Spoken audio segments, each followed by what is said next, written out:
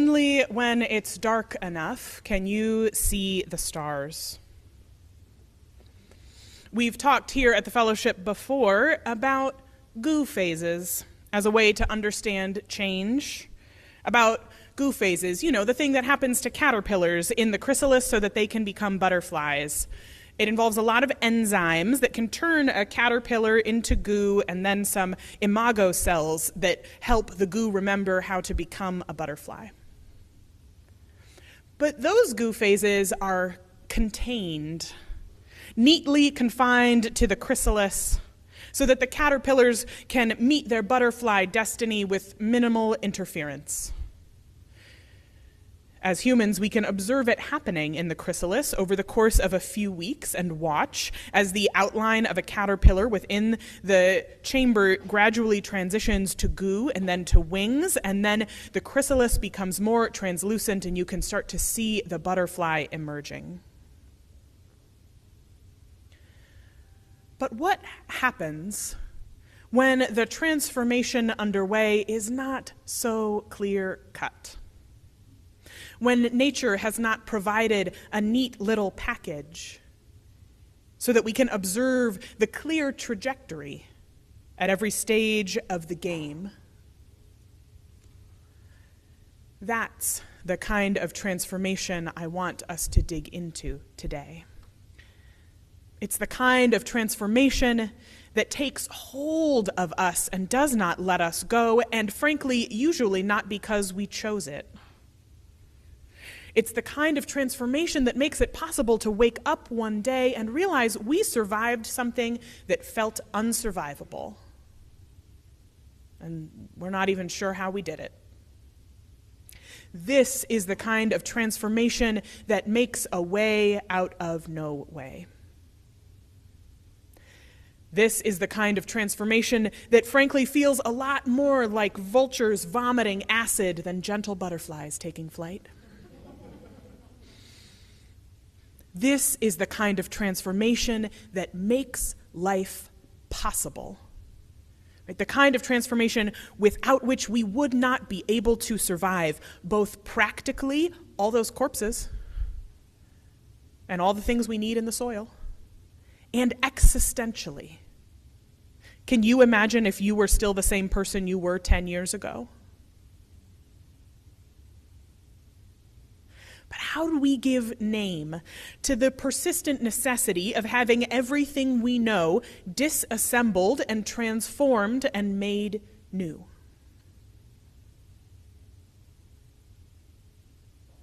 And how do we trust that that transformation is happening when the evidence isn't always visible in front of us, isn't always a gentle butterfly taking flight at the end of a hard day? How do we trust that we are held in a larger story? The larger story of our own individual lives, the stories of our communities, the stories of our families, the story of humanity, and the even bigger story of this planet and life on it. How do we trust that we're part of that unfolding when the evidence does not always feel clear that transformation is underway? And both this room and our family tree as Unitarian Universalists is full of rationalists and scientists. Show me the evidence. So let's collect some evidence. Amanda's reflection talked about how important scavengers are, how necessary they are for the cycle of decomposition for us mammals and these big old bodies that have to go somewhere when we die. But we also need other organic material on this planet to be decomposed, to be transformed into possibility at the end of its life. Enter the mycelium. Specifically, saprotrophs, which is a fancy way of saying fungi that decompose plants in particular, especially cellulose and other woody fibers. Usually you see the evidence as mushrooms on a dead tree in the forest, but that is a teeny portion of the work that is underway. And some of those mushrooms have truly delicious, the fancy term is fruit bodies, for the part of the mushroom that you can see. Things like oyster mushrooms, chicken of the woods or hen of the woods, both just like a little butter and a little heat, you can do incredible things. Such delicious decomposers. Right? But that these mushrooms and other fungi, the saprotrophs, they grow in the forest in particular. They decompose dead trees, plant matter, pine needles, and leaves on the ground. They take that dead matter and transform it so that the soil has what it needs to grow more plants and for all of the incredible life that teems under our feet. And like I said, those saprotrophs, those oyster mushrooms, that mycelia is at work even when we cannot see it. And in fact, most of its work is invisible to us.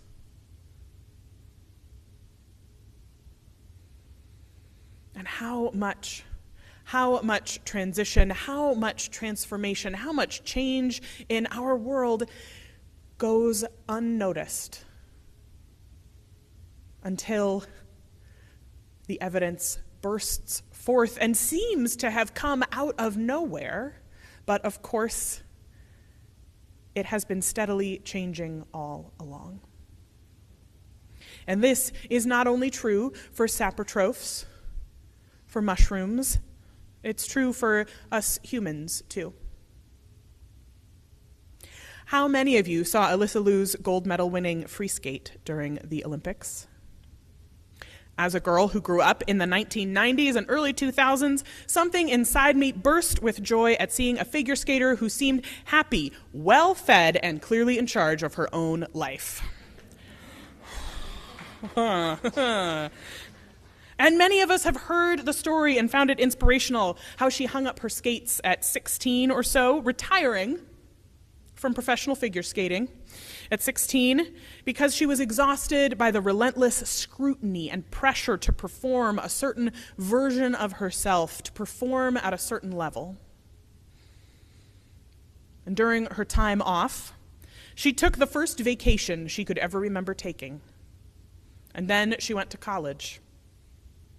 She did regular stuff. And at one point, a couple of years into her retirement, she went downhill skiing and felt a rush that reminded her of the rush she had felt sometimes during competitive ice skating, competitive figure skating, and she missed it. So she called up her coach and she said, "I want to come out of retirement." Her coach tried to talk her out of it several times, and so did pretty much everybody she told she wanted to figure skate professionally again. But she knew in her bones that she was ready. She knew that what had been had fallen away and that something new was ready to emerge, even if no one else could see it yet. And she came back on her own terms. She declared that she would pick her music, her costumes, her training schedule, her diet, and then we all got to witness the result. A free skate where jumps that are incredible feats of athleticism. I think almost everyone in this room would probably break a hip, me included, trying to land them on ice. Right? They looked easy. And the announcers said over and over again with wonder that it seemed like she was just playing on what we all understand to be figure skating's biggest international stage. Just playing. And for me, Alyssa Liu's comeback shows the confluence of what can happen when you're willing to do two things. First, when you're able to let go of the certain and familiar. Right? When you're able to let go of the existing script about here is how you become excellent at professional figure skating. Here's what it takes. Right? What happens when you are willing to let go of the certain and the familiar? And second, when you are able to be clear about the truths that you know, even if others cannot see them, even if others don't believe that it is possible. I felt that every time I heard a news story jokingly recounting how many times she had to ask her coach to come back and coach her again, how many times people said, "You won't be ready, it won't go well, it won't work, don't do it, you'll be miserable." But she knew. She could see what would be possible. Right? We saw what can happen when you're willing to let what has been, willing to let the familiar and the comfortable fall away, and be clear about what you know, even if other people can't see it.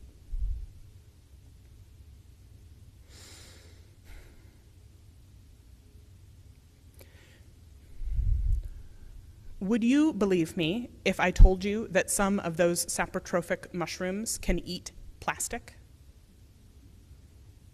Not just wood, not just decomposing trees, not just decomposing leaves in their natural environment in the forest, but that scientists have discovered that a number of saprotrophic fungi, including the humble oyster mushroom, are capable of decomposing plastic, of taking something that's fairly new, right? That is not what the mushrooms evolved to do. Plastic is, regrettably, for good or ill, our work as human beings on this earth, and fairly recent work too. Something we've introduced to the environment. And any scientific article where they admit that they've got mushrooms that can digest plastic, they always put like a disclaimer at the bottom that says the best way to reduce plastic waste is by consuming less plastic. So I'll also add that disclaimer in here. But that this fungi, this change agent, this decomposer, this thing, this entity, this mycelium, that has been decomposing plants on this planet since before mammals, has met this moment of our crisis, our manufactured climate plastic crisis that we have created, and said, okay, I can work with this.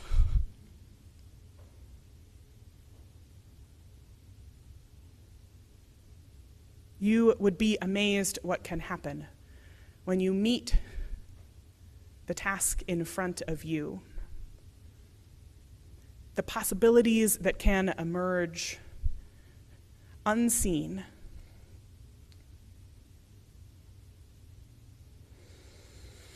The piece that the choir sang today, like I said, it comes from a point early on in the speech that Dr. King gave the night before he was assassinated.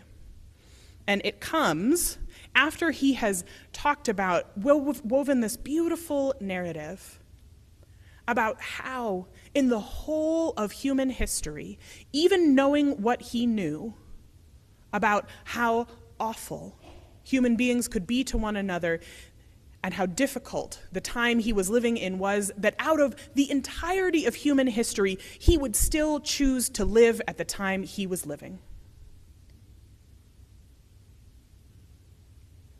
The entirety of human history available to him, he would pick the time he lived in still, because he could see that things were emerging, that there were changes underway, that possibilities were shifting. He said, if you allow me to live just a few years in the second half of the 20th century, I will be happy. He goes on, now that's a strange statement to make because the world is all messed up, the nation is sick, trouble is in the land, confusion all around. But I know somehow that only when it's dark enough can you see the stars.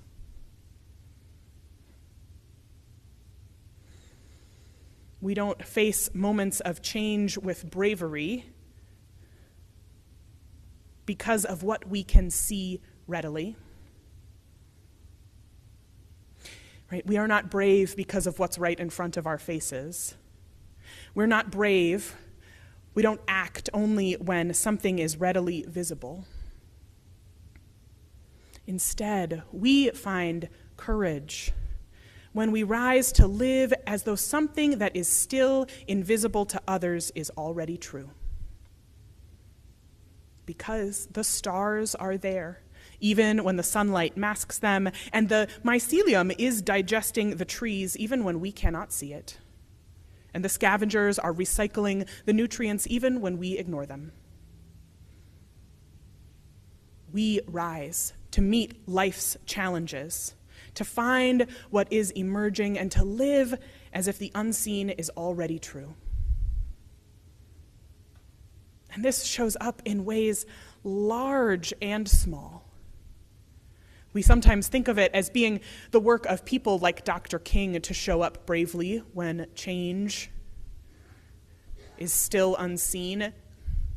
But like I said at the beginning, how many of you have woken up one morning and realized that you have made it through a life event that you thought you couldn't? That you have done what you thought was impossible? That is living as if something you can't yet see is already true. We are brave when we live as if the thing that is not yet visible is true. We are brave when we meet it together. Only when it's dark can we see the stars, and we will look at them together. May it be so. Amen.